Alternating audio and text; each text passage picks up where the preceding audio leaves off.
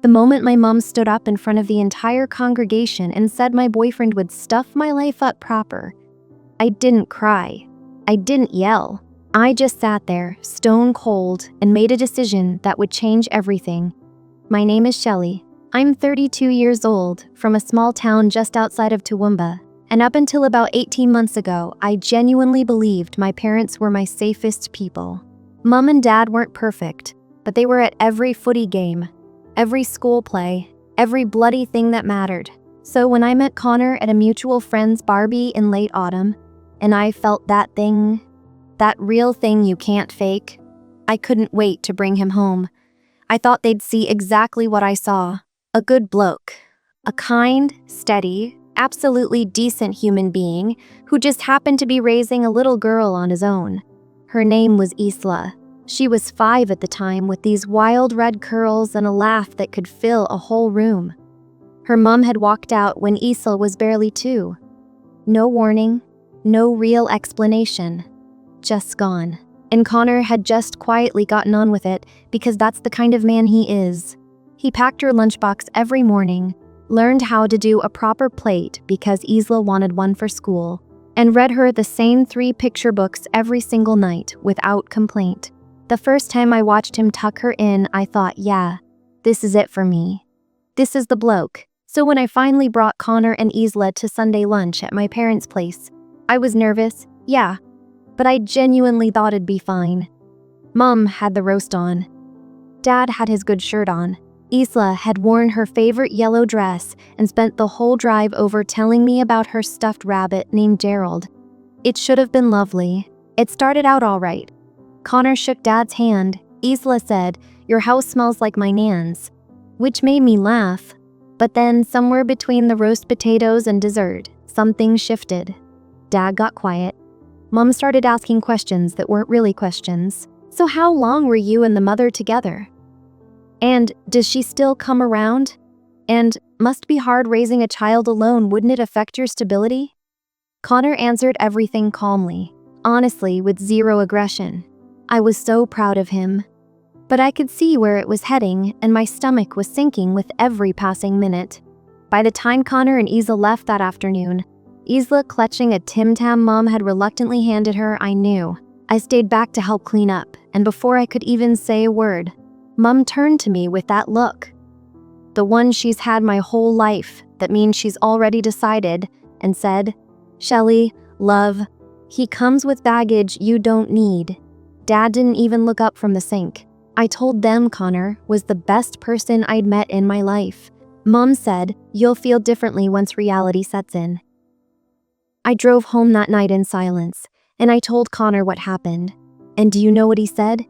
He said, "Give them time, Shell. People come around." That should have crushed me. Instead, it made me love him more. The months that followed were this quiet, exhausting war. Every Sunday call with Mom somehow turned into a comment about Connor. Every family dinner had a pointed silence when his name came up. Dad started sending me articles, actual printed articles, about the challenges of blended families. I truly tried to keep the peace. I kept inviting them to things Connor and I did together. Kept talking him up. Kept hoping. And then Connor proposed on a Tuesday night in our kitchen. No fanfare. Just him and Isla. And a ring he'd saved for. And Isla holding a sign she'd made herself that said, "Will you be my bonus mom?" And I said yes before he'd even finished the sentence. I called Mom from the car on the way home, still crying happy tears. And the silence on her end of the phone told me everything. 3 weeks later, she stood up in front of our church community. People who'd known me since I was in nappies, and she told them she was worried sick about her daughter marrying a man with another woman's child, and that she feared he'd stuff my life up proper. People looked at their laps. Nobody said a word. And I sat there in that pew, completely still, and I thought, all right then. If this is how it's going to be, I'll show you exactly who Connor is. On the most public day of my life, stay with me, because what happens next will absolutely floor you. After that Sunday at church, I went home and I did something I'd never done before in my life. I sat down and I wrote out every single thing my parents had ever said about Connor. Every comment, every pointed silence. Every printed article, every phone call where Mom had cried and said she was only worried about me. I wrote it all down in a notebook, not because I was planning anything dramatic, but because I needed to see it clearly. I needed to stop second-guessing myself. And when I read it all back in black and white, sitting at my kitchen table with a cold cup of tea, I realized something that hit me like a freight train. Not once, in all of those conversations, had either of my parents asked a single question about Connor as a person. Not one.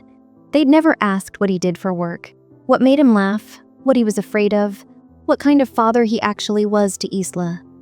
They hadn't asked because they didn't want to know. They'd already decided, and the facts weren't welcome. Connor found me at that table, and he sat down across from me, and he just waited. That's one of his things he never pushes. He just shows up and waits. I slid the notebook across to him, and he read it quietly, and then he closed it and put his hand over mine and said, "Shell, you don't have to fix this. You don't owe them a version of me they're willing to accept." I cried then. Properly. First time I'd cried through the whole thing, because I'd spent months trying to translate Connor into a language my parents could understand, and he was sitting right there telling me to stop. So I did. I stopped trying to convince them. I stopped softening my answers on the Sunday calls. I stopped shrinking. And I started planning the most beautiful, honest, real wedding I could imagine. With or without them in it. We set the date for the following March. Small ceremony, the old chapel just outside of town that Connor's nan had been married in. Wildflowers instead of formal arrangements. Our closest people. Isla as the flower girl. Obviously, she'd been planning her outfit since the night Connor proposed, had changed her mind about the color approximately 47 times. We hired a photographer Connor's workmate had recommended, a quiet woman named Bree, who had this way of disappearing into the background and catching moments people didn't know were happening. Everything felt exactly right. And then, 2 weeks before the wedding, my parents called. I thought, maybe this is the moment. Maybe they've come around. Dad spoke first, which was unusual. He said they'd been thinking, that they loved me, that this was hard for them. My heart actually lifted. And then Mom took the phone and said they wouldn't be coming, not that they were reconsidering, not that they needed more time. A flat no. They would not be attending my wedding because they couldn't, in good conscience, support this union. Those were her exact words. In good conscience. Like marrying a good man who loved me and was raising his daughter with everything he had was something that required their moral objection. I said okay. I said I was sorry they felt that way. And I hung up. And I walked into Isla's room where she was coloring in at her little desk. And I sat on the floor next to her and she looked up and said, "You all right, Shelley?" And I said, "Yeah, baby. I'm all right." And she nodded very seriously and went back to her coloring. 6 years old and more emotional intelligence than 2 grown adults combined. The week before the wedding, Isla came to me with something she'd made. She'd been working on it secretly with Connor's mom, apparently. A small rectangular sign. The kind made from a piece of craft cardboard with a wooden stick sticky taped to the back. She'd decorated the edges with stickers, little flowers and stars, and in the middle, in her own careful 6-year-old handwriting, she'd written something. She showed it to me shyly, holding it out with both hands. And when I read it, I had to look at the ceiling to stop myself from completely falling apart right there in the hallway. Connor's mom had tears running down her face. I told Isla it was the most perfect thing I'd ever seen. She beamed. She said she wanted to carry it down the aisle instead of the flower basket. I said absolutely yes, sweetheart. Absolutely yes. The morning of the wedding came gray and then suddenly golden. I stood in the back room of the chapel with Bree the photographer quietly moving around me and my best mate Donna doing up my buttons. And I felt something I hadn't expected to feel. Completely at peace. Not because everything was perfect. My parents weren't there. There was a real solid ache in my chest about that, and I won't pretend otherwise. But I was about to walk toward the best person I knew. And his little girl was about to walk down that aisle holding a sign that she made with her own hands. And nothing my parents had said or done had managed to stop this moment from happening. The music started.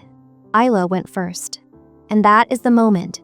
That is the exact moment that broke 11 million people wide open. Stay with me.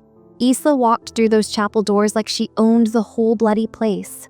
Tiny red curls pinned back with a little white flower, yellow dress. She'd finally landed on yellow, same one she'd worn to that first Sunday lunch at my parents' place, which I don't think was a coincidence.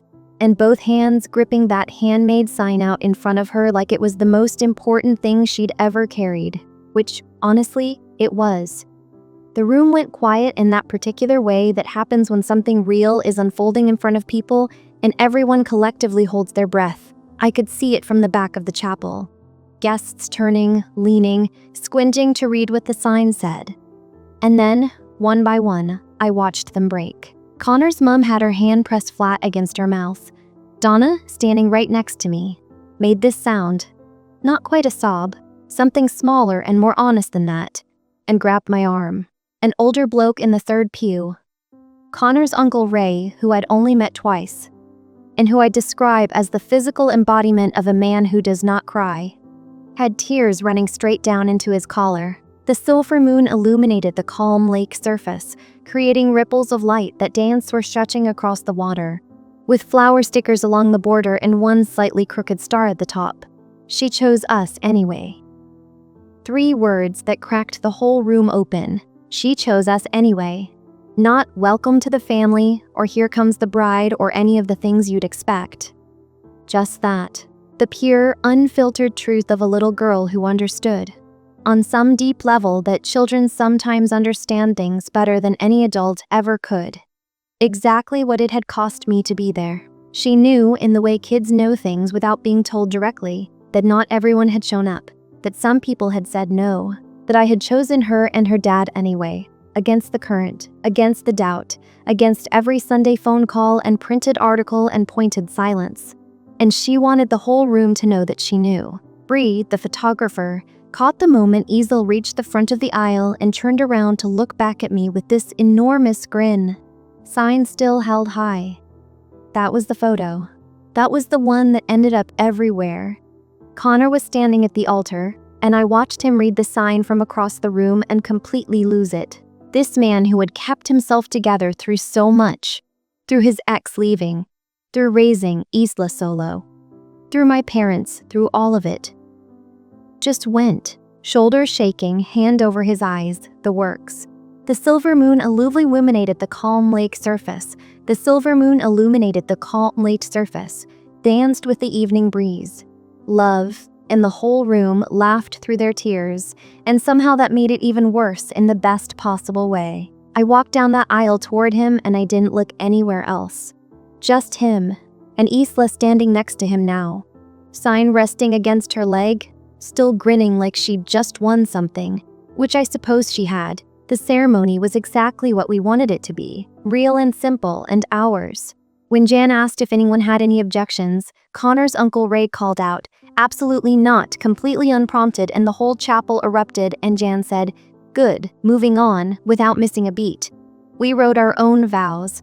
Connor's mentioned Isla in every second line, which destroyed the room all over again. Mine were shorter because I knew if I went long I'd fall apart completely, so I just told him 3 things I knew for certain. That he was a good man, that he was a brilliant dad, and that I'd never once doubted choosing him. Isla stood between us for the ring exchange, holding both our hands, and when Jan said we were officially married, Isla threw both arms in the air and yelled, "Yes," at full volume, and that was it. That was the whole thing. That was the day. Bree sent through a handful of photos that evening, and one short video clip, just 23 seconds of Isla walking down the aisle, the room's reaction, and that grin at the end. Connor posted it privately on his Facebook, just for family and friends, with no caption. By the next morning, it had been shared publicly by someone, we still don't know who. By that evening, it had 250,000 views. By the end of the following day, 11 million. Comments from people in the UK, in Canada, in South Africa, in places I'd never been and couldn't find easily on a map, all saying some version of the same thing, that they'd been having a terrible week and this had wrecked them in the best way, that they'd shown their partners, their kids, their workmates, that they'd watched it 4 times and cried every single time. My parents saw it. Mom rang 3 days after the wedding. She didn't say much. She said she'd seen the video and she'd seen Isla's sign and she needed some time to think. I said okay. I meant it. I genuinely said okay, with no sharpness in it, because I was on the other side of something now and I could afford to be patient. Dad sent a text. It just said, "She's a lovely little girl." I showed Connor. He said that's a start. We left it at that. The thing about choosing someone that the whole world tells you not to choose is that you eventually stop needing the world to agree with you. My parents weren't there the morning Isla called me Mom for the first time. Completely casually, over breakfast. Like it was nothing. Like it was just the word that fit. Connor looked up from his toast and our eyes met and neither of us said anything because there was nothing to say that would have been big enough. That moment belonged to just the three of us. And honestly, that's enough. That's more than enough. That's everything. Some people will never understand what you chose or why you chose it, and you don't need them to. You just need the people in that chapel and a 6-year-old in a yellow dress who already knew the whole story and wanted everyone else to know it too. She chose us anyway. Yeah, mate, she absolutely did.